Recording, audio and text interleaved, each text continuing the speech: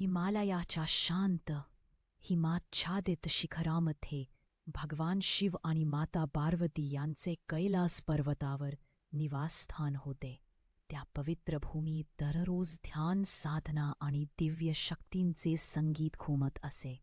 पार्वती अत्यंत स्नेही, प्रेमळ आणि संसाराची काळजी घेणारी देवी होती.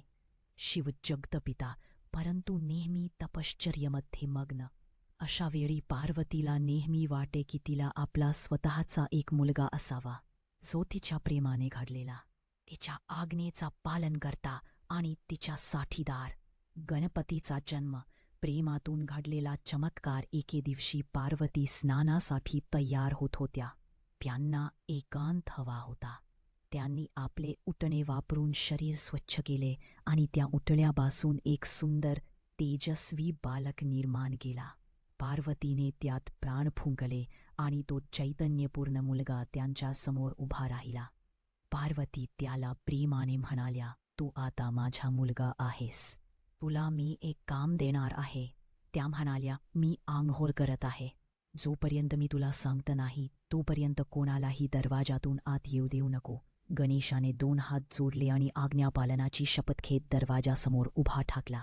देवतांचा संघर्ष आणि शिवांचा क्रोध. गणेशाला हटवणे सोपे नव्हते.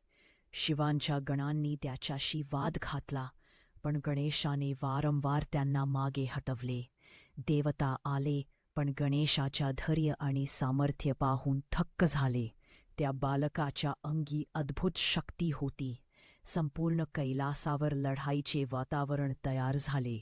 एकीकडे आईची आज्ञा निभावणारा गणेश आणि दुसरीकडे विश्वनियंता शिव. शेवटी शिवांचा क्रोध अत्युच्च बिंदूवर पोहोचला.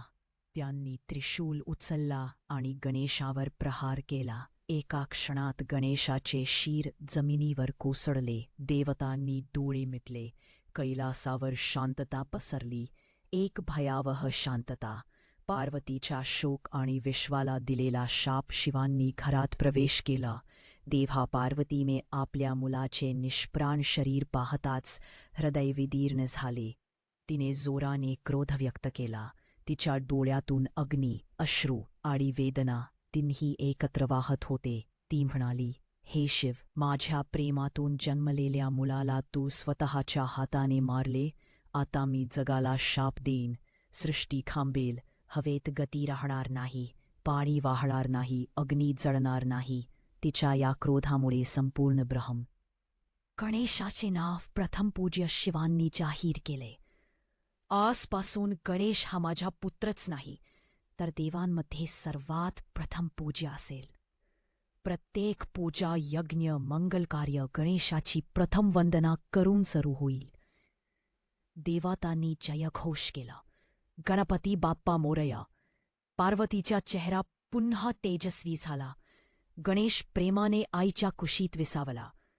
त्या दिवसापासून गणेश म्हणजे बुद्धी, ज्ञान, शुभत्व आणि विघ्नांचा नाश करणारा देवता म्हणून ओळखला जाऊ लागला. गणेशोत्सवाची सुरुवात. भक्ती आणि उत्साहाचा महापर्व. शतकानुशतके गणेशोत्सव हा भक्तीचा आणि श्रद्धेचा पर्व बनत गेला. लोक गणपतीला घरात आणतात, त्यांना प्रेमाने सजवतात, आरत्या म्हणतात, पुरणपोळी आणि मोदक अर्पण करतात.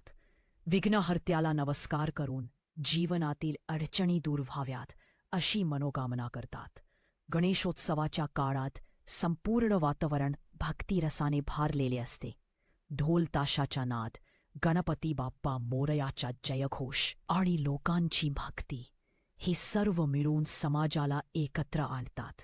गणेशाचा उत्सव म्हणजे आनंद, ऐक्य आणि सकारात्मकतेचा संदेश. गणेशाचे शहाणपण एक सुंदर संदेश. गणेश हे देव नाहीत, तर एक दान.